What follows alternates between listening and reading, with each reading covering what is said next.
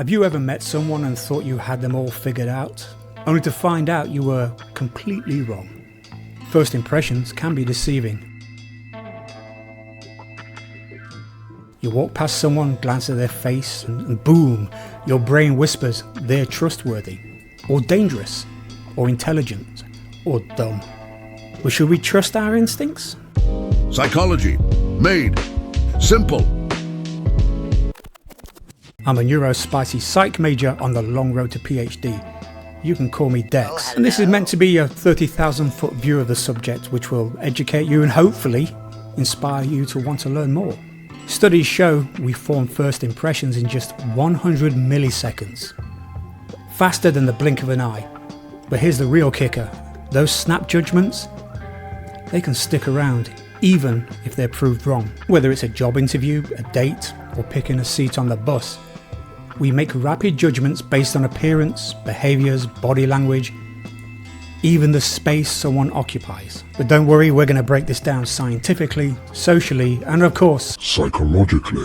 So, what's the big deal? Well, first impressions can affect everything from dating choices to hiring decisions, court verdicts, and even who we ask for directions. And these first impressions are surprisingly hard to change. We judge traits like competence, trustworthiness, even intelligence from facial features alone. This is called trait inference, and while it can be efficient, it's also stupendously flawed. Attractive people are more often seen as inherently honest and trustworthy. Not so attractive people are often viewed as unkind or unintelligent, for example. What? In 1920, psychologist E.L. Thorndike coined the term the halo effect for positively perceived individuals and the horns effect for the negatively perceived. Thorndike found that these biases are so powerful that they even extend to those close to the people we are evaluating. If you judge a person to be smart, honest and kind, or shifty, lazy and stupid, you're more likely to view their friends and colleagues the same. Don't let the smooth taste fool you. I'm from the streets. It's your favorite floating head, cool baby Dex, with another slice of psychology for you. Did you know there's data supporting that people gravitate toward music that reflects their values and personality? I ain't playing. If you're into pop or rap, then you are more likely to be extroverted. You scallywags who like heavy metal are more impulsive and exhibit higher levels of Machiavellianism. People who enjoy classical music are open to new experiences and earn more advanced degrees. So metalheads, ask a Mozart fan what Machiavellianism means.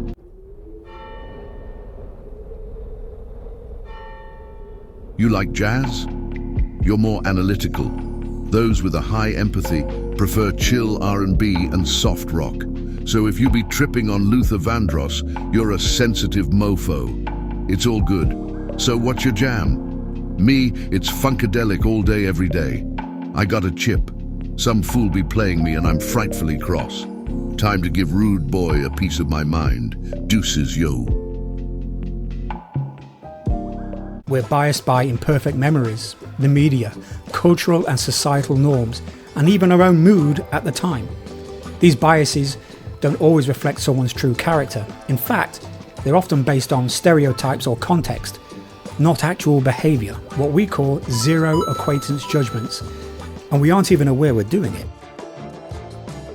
Urban design can amplify or reduce our biases. If a space feels open and welcoming, we're more likely to judge people in it as safe or familiar.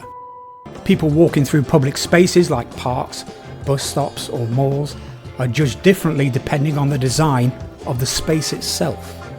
Symmetrical faces are judged more attractive and trustworthy despite zero correlation with honesty. People judge strangers more negatively when they don't fit the behaviour expected of that space. It's not just the person, it's where they are and what they're doing. Goffman's dramaturgy, that theory, basically life as a stage, says we expect people to behave a certain way in certain places. This can obviously cause a problem when someone is behaving in a manner perfectly acceptable in their culture or community, but is strange in ours. Cosmetic enhancements like Botox and fillers improve perception of friendliness and trustworthiness on dating apps, but also reinforce superficial judgments. Facial expressions, grooming, posture, how someone talks. Regular human clothes make people more comfortable. Even lighting can trigger positive or negative judgments. Our brains like to move fast, so it uses heuristics or mental shortcuts. These mental shortcuts help you navigate complex social interactions, free up brain space, simplify our lives, and enable us to make fast decisions with little information. So heuristics aren't necessarily bad. They're actually very handy, but they're built on fast automatic processing and missing or even misleading data. By their very nature, heuristics can also lead to mistakes, biases, and missed connections. And isn't it a lovely morning? Up yours,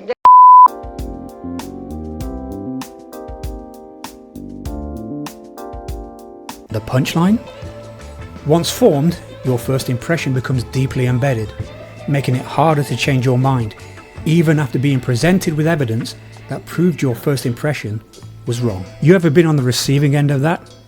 Where someone just doesn't like you and you really don't know why because you've never even spoke to them, and your mutual friends don't understand it either. Understanding this process of heuristics, first impressions, snap decisions, we can pause, we can reflect, we can question our gut instinct. To summarize, first impressions are fast, not always accurate.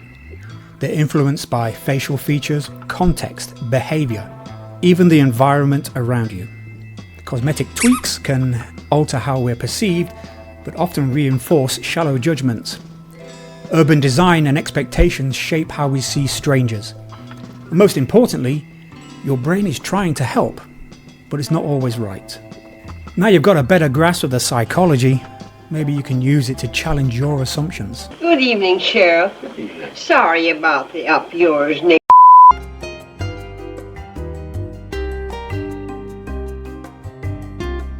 Have you ever had a first impression that turned out to be totally wrong? Or maybe someone surprised you after seeming a little shady? Tell us your funny story in the comments. Please like and subscribe, you legend.